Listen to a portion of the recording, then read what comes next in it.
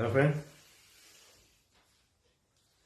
आज के वीडियो में हम बात करेंगे ब्लड प्रेशर के बारे में। ओके। काफ़ी लोगों का ये सवाल होता है कि ब्लड प्रेशर है, उनका बीपी हाई रहता है, उनका जो गोलियां हैं दवाइयां हैं वो ले रहे हैं, लेकिन उनकी जो बीपी है वो कंट्रोल में नहीं है। तो इसके लिए हम क्या करें, है ना? कुछ सजेशन दीजिए हमें। ठीक है। और इसीलिए आज मैं ये वीडियो बना रहा हूँ। देखिए, अगर आपको आपका ब्लड प्रेशर हमेशा नॉर्मल रखना है तो आपको सिर्फ दवाइयाँ या कुछ मेडिसिन ही लेना काफ़ी नहीं है। ठीक है। इसके साथ आपको बहुत सारी चीज़ें हैं जिनका आपको ध्यान रखना है, और इन सब के बारे में आज हम डिस्कस करेंगे। ठीक है, तो स्टार्ट करते हैं। देखिए, हाई ब्लड प्रेशर या हाइपरटेंशन को देखने के लिए हमको ये जानना ज़रूरी है कि ब्लड प्रेशर क्या होता है। ठीक है। ब्लड प्रेशर यानी कि जो ब्लड का जो प्रेशर या खून का जो दबाव है, जो खून का दबाव होता है ये किस पर होता है? ब्लड वेसल के ऊपर होता है। ठीक है, जिनके अंदर से ये ब्लड ट्रेवल करता है। ठीक है, तो इन जो ब्लड वेसल होता है इनके ऊपर ब्लड एक प्रेशर डालता है। ठीक है, इसी को बोला जाता है ब्लड प्रेशर। लेकिन ये जो दबाव होता है ये बहुत जरूरी होता है।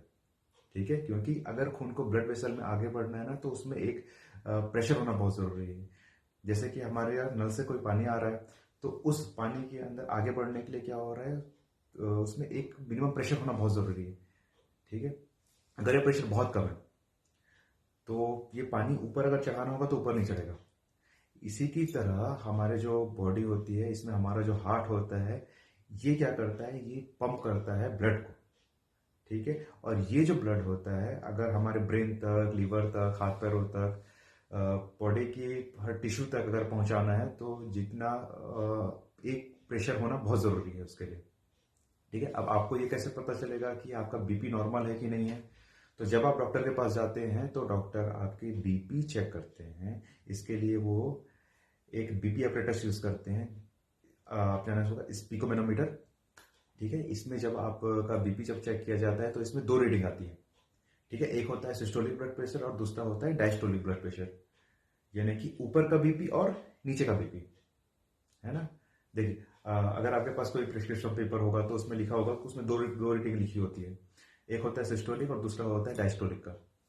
अब हम शॉर्ट में ये देखते हैं कि ये सिस्टोलिक ब्लड प्रेशर और डायस्टोलिक ब्लड प्रेशर यानी क्या। ठीक है, हमारा जो हार्ट होता है वो दिन रात काम करता है।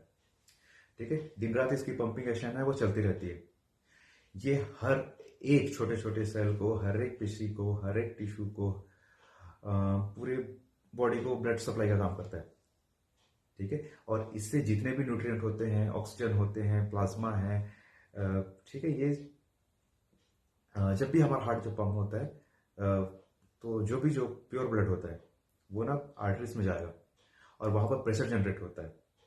तो इसको बोला जाता है सिस्टोलिक। और जब ये हृदय की जो हार्ट की जो मसल है ये रिलैक्स होगी, तो जो बॉडी के अंदर जो इम्प्योर ब्लड है वो वापस जो है हार्ट में आएगा।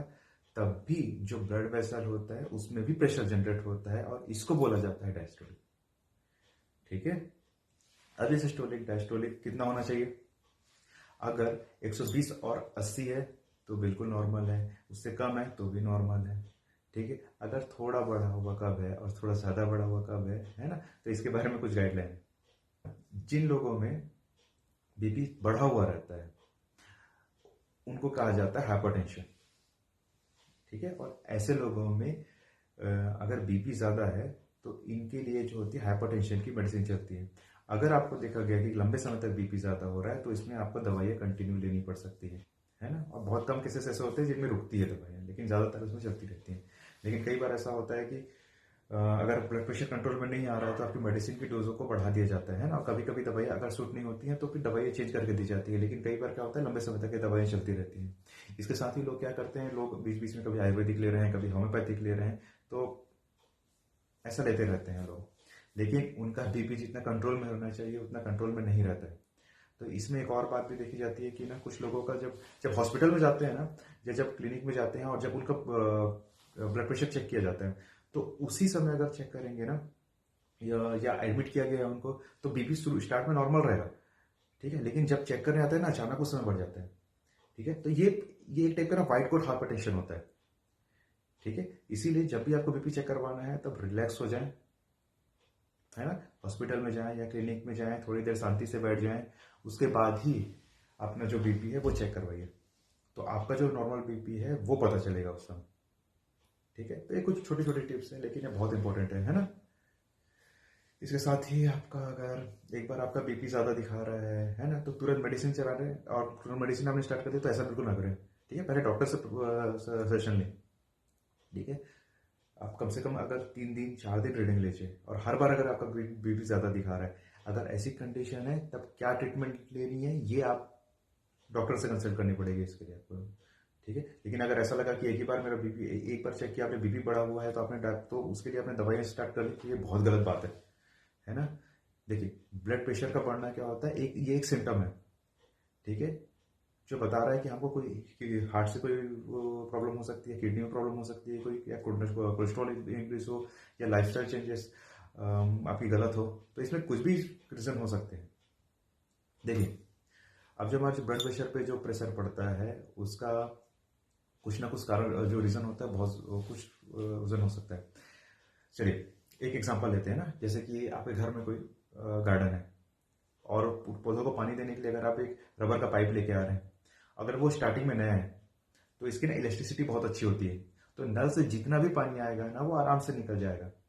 ठीक है, लेकिन जैसे जैसे ये पाइप पुराना होता जाता है तो इसकी जो इलेक्ट्रिसिटी होती है वो कम होती जाती है। अब इसके जो हार्डनेस होती है वो बढ़ते जाती है, और अगर इस पानी में अगर क्षार ज़्यादा हो गया तो ये जो क्षार है ये पाइप के अंदर जमने लगेगा, और क्या होगा, धीरे धीरे पानी का जो फ्लो है इसके ऊपर भी इसका असर पड़ने लगेगा। और अगर उसके बाद भी आपने उस पाइप को यूज करना जारी रखा तो एक दिन ऐसा आएगा कि ये जो पाइप है इसमें छेद होने लग जाएंगे। ठीक है, या कहीं से क्रैक हो जाएगा और उसमें से पाइप के अंदर का जो पानी है वो बाहर आने लगेगा। ठीक है, ऐसे ही होता है हमारे हार्ट में। कब होता है? जनरली 30 से 40 साल के बाद होता है, जब हमारी 30 से 40 साल तक क्या होती है, जो ब्लड प्रेशर की जो इलेक्ट्रिसिटी वो अच्छी रहती है, लेकिन उम्र बढ़ने के साथ साथ वो सख्त होने लगती है। लेकिन हमारा खान पान अगर सही नहीं है, बहुत तली हुई चीज़ खा रहे हो आप, बहुत सारा फैट आइटम खा रहे हो, आप सिर्फ सेकेंडरी जॉब कर रहे हो, आप एक्सरसाइज बिल्कुल नहीं कर रहे हो, आपको नशे की आदत है, आपका समय आपका मतलब कि सोने का कोई समय नहीं है, उठने का कोई समय नहीं है, तो इससे ठीक है क्या होता जाता है कि आपकी जो ब्लड वेसल है इसके अंदर जो होती है, इसके अंदर आपके जो वो रक्त वाहिनियां है ना वो टाइट होने लगती हैं, या ब्लड वेसल जो है वो टाइट होने लगते हैं, और टाइट होने के साथ साथ इनमें क्रैंप आने लगता है। ठीक है, इसी को बोला जाता है एथेरोक्लेरोसिस। ठीक है, अब अगर जो ब्लड वेसल से खून कर अगर बाहर निकलना स्टार्ट हो जाता है, इसी को बोला जाता है हेमोरेज। ठीक है, देखिए दिमाग की नसों में आपने सुना होगा कि बहुत ज़्यादा प्रेशर पड़ गया तो ब्रेन हेमोरेज हो गया। ठीक है, तो यही प्रोसेस होता है जो कई बार देखा गया है। अगर ये नहीं रुका तो कई बार ऐसा हो जाता है कि किसी ऑर्गन को ब्लड सप्लाई है वो पूरी तरह रुक जाएगी। ठीक है, और इससे क्या होगा, आपको जो आर्टरी है उसका ब्लॉकेज होना जनरली इसका रिस्पॉन्सिबल माना जाता है। इसी तरह अगर हार्ट में अगर ब्लड सप्लाई होना नहीं हुआ तो उसमें जो कंडीशन होती है उसको बोला जाता है हार्ट अटैक। ठीक है, अब देखिए, अगर इसके बाद भी अगर जीवन शैली, आपकी जो लाइफस्टाइल है, आपकी जो जीवन शैली है, अगर इतना होने के बाद आप चेंज करोगे तो बहुत बड़ी बेवकूफ़ी हो जाएगी। हम ये आने का इंतज़ार क्यों करें, इसके पहले ही हमें अपनी लाइफस्टाइल को चेंज करना है। ठीक है, तो इसके लिए आपको कुछ कुछ छोटी छोटी चीज़ें हैं जो आपको अपनी जिसको आप अपना कर, है ना, इस कंडीशन में जाने से बन सकते हैं। ठीक है, सबसे बहुत ज़रूरी जो चीज़ होती है वो होती है एक्सरसाइज करनी, है ना। सिर्फ जो आप जो डाइट ले रहे हैं, है ना, वो हल्का हो, घर का खाना हो। ठीक है, वेस्टर्न कल्चर को ब्लाइंडली फॉलो ना करें, है ना, जो भी हमारे इंडियन फूड है, ठीक है, उसको यूज़ करें। ठीक है, फ्रूट सैलेड, ओके, वेजिटेबल्स जितने हो सके यूज़ करें। ठीक है, प्रॉपर अमाउंट में वाटर यूज़ करें। खाने में रिफाइंड ऑयल का कम से कम यूज़ करें। ठीक है, एक्सेस में साल्ट यूज़ ना करें। देखिए, बीपी के पेशेंट में, है ना, नमक कम खाने की सलाह दी जाती है, लेकिन नमक यानी क्या होता है, नमक यानी सोडियम क्लोराइड। अब जो सोडियम क्लोराइड होता है ये बॉडी के अंदर वाटर रिटेन करता है, ठीक है, मतलब पानी को पकड़ के लगता है शरीर के अंदर। अब इससे क्या होता है कि ब्लड वेसल के अंदर पानी का भी प्रेशर आ जाता है, जिससे कि क्या हो जाता है, ब्लड प्रेशर और इंक्रीज हो जाता है। इसलिए नमक को कम इस्तेमाल करें, बंद नहीं करना, कम इस्तेमाल करना है ना। देखिए, अगर बीपी का कोई पेशेंट है, उसके, अब देखिए बीपी का जो पेशेंट होता है ना, उसको अगर बॉडी में सूजन दिखती है ना, स्वेलिंग दिखती है, तो उसको ना लेसिस दिया जाता है ना। और ये लेसिस क्या करता है, बॉडी के अंदर जो एक्सेस वाटर रहता है ना, इसको बाहर निकालता है। ठीक है, इससे ब्लड प्रेशर के अंदर जो होता है प्रेशर कम हो जाता है, और जो बीपी होता है वो कंट्रोल में आ जाता है।